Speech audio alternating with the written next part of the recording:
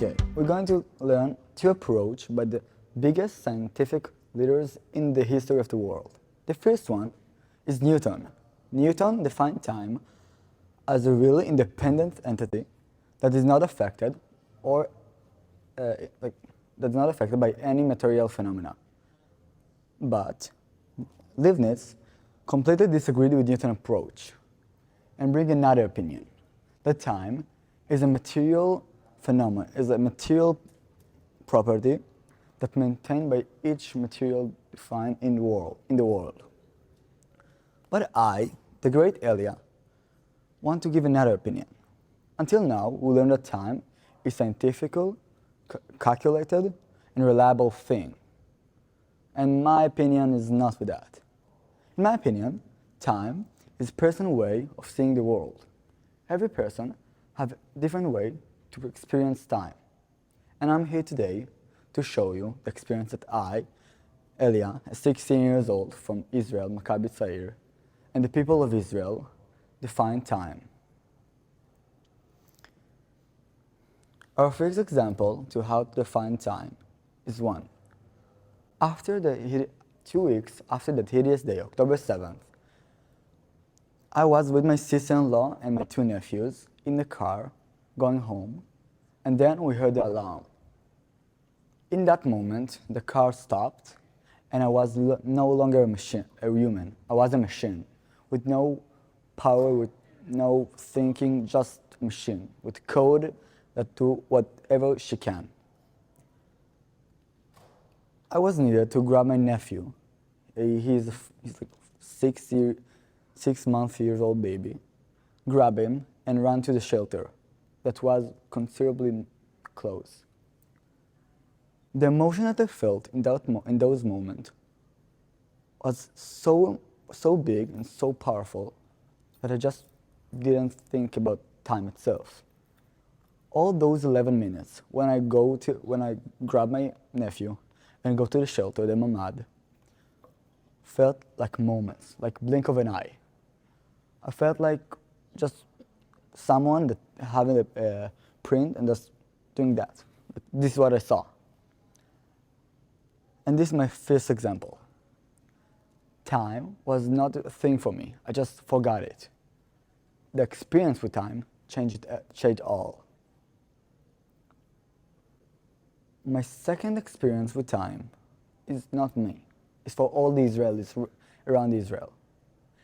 In the morning of October 7th, all the people in Israel were so scared. We had like the biggest installation of terrorists to the country, and the largest and most extensive rocket barrage that the state of Israel ever saw. In that time, all Israelis felt like it was not just a morning. We felt like it was big thing, like days that come by and by, like one after each other with no sleep. But in the same time, we had all of it. We were in our shelters, scared for our life, that the terrorists would just open the door and kill us. In a normal day, we can just have breakfast and talk with our friends, go to school. That day, for all Israelis, is considered one of the most hideous days in history. It's like a black day. And the time of it, for like the clock, was just like, 6 hours? For Israelis, it was years and years and years that go by. My next example is a relationship between me and one of my good friends. Her name, she lived in Tiva Asara. It's a kibbutz in Gaza envelope, an agricultural kibbutz. In October 7th, the kibbutz got controlled by terrorists. That kibbutz is almost no longer in existence. Almost all of its people got wiped out. In October 7th, I sent her a message, like just when we heard that kibbutz Tiva Asara is under a terrorist attack. It took her 6 hours to answer me. Those 6 hours was the most excruciating and painful hours I ever had. In every second, in every hour that I felt, it just was so long. All the things that run inside my head was just unbearable. What if she got kidnapped and I would see her in one of the videos? What if she just abducted into Gaza? What if she just got murdered? What if she just, I'm sorry for that. What if she just ran away and she had no phone? But all those experiences teach me and the Israeli people one thing: that time is not just a clock. We just not see it. And another example for how time it is for Israelis, that one of the experience that we had in 2016 in Sarona, two terrorists got through my city, Beersheba, in the south, to Tel Aviv. When they go through my city into Tel Aviv, they go to Sharona. It's in the middle of the country, in the middle of Tel Aviv. It's considered like the biggest shopping mall ever. There's almost no Israeli that ever went there. The two terrorists took the gun and shoot the people there. All the people in the place got just scared. Sarona is a really, really big place, like this hotel. Every room, every mall, every shop they were there, people just go there and hide. With every second they had, they felt like it was forever. In every second there can be a terrorist that's come through the door and just kill you and your friends, kill you. He can just do unbearable things to you, rape you, everything. This is the only thing that went through their mind. All those experiences are what Israelis got from them, not just one thing. Maybe you think that those experiences was tragic, and this is a really tragic way to define time, and you can just have a click in your television and just stop it if you don't have like family in Israel. But we lived through that. It gave us the resilience to handle more serious stuff. It gave us the resilience to be together, to be united, to be stronger than ever. And I will give you now a few examples of how that experiences and that way of defining time gave the Israelis more powerful and make us more powerful and stronger than ever. A day after October 7th in Tel Aviv, like a few days before it, we have like the biggest protest against the government. And we have like a big fight between the two Israelis, like a brother fight. But in 8th of October, all the people in Israel that could go in the center of Tel Aviv and volunteer. This was the biggest and the most heart-filling thing. When, like a day after the biggest insurrection and the biggest rocket barrage that the country ever saw, the most tragic day, Israelis come together, they forgot any risk they have and volunteered, helped the weakened, helped the one who needed it, stood up for something they have, stood up for the people of Israel, the Jewish people.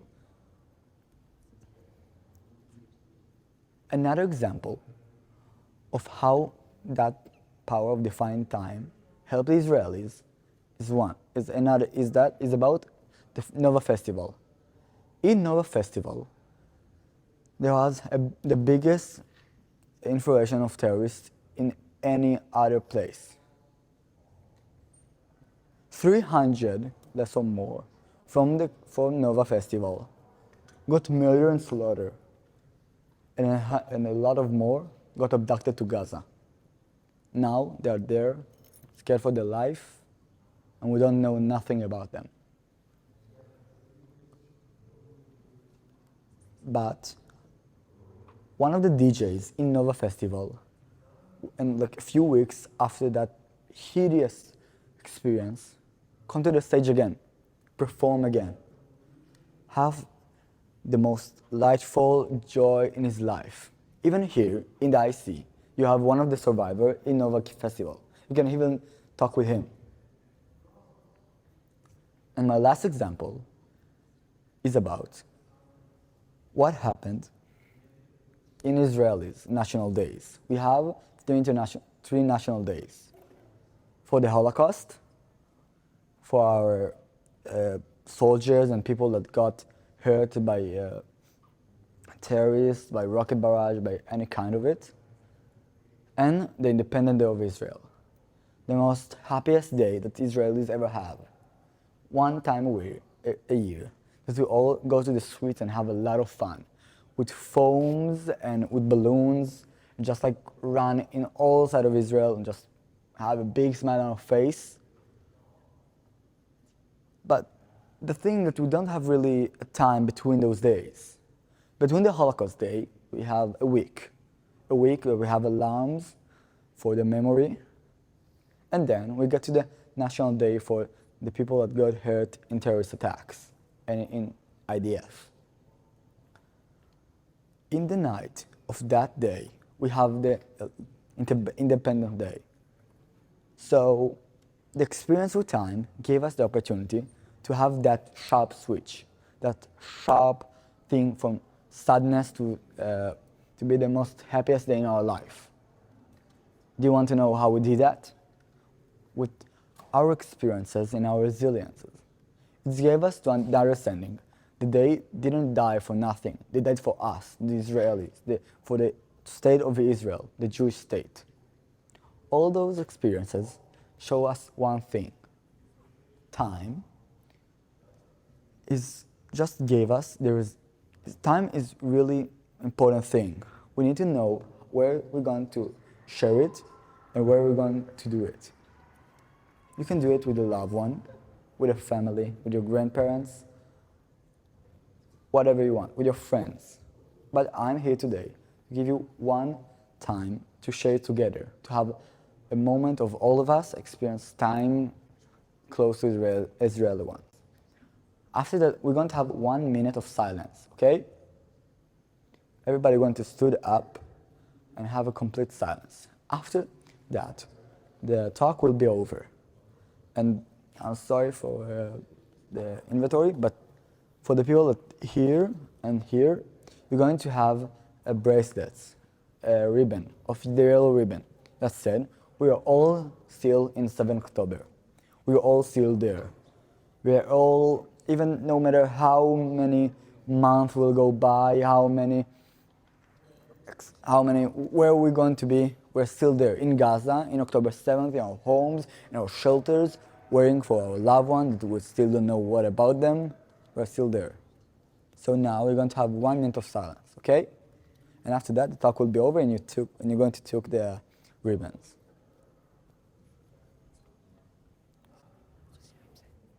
You're going to put it on your hand. You're going to put the ribbon on your hand and then left.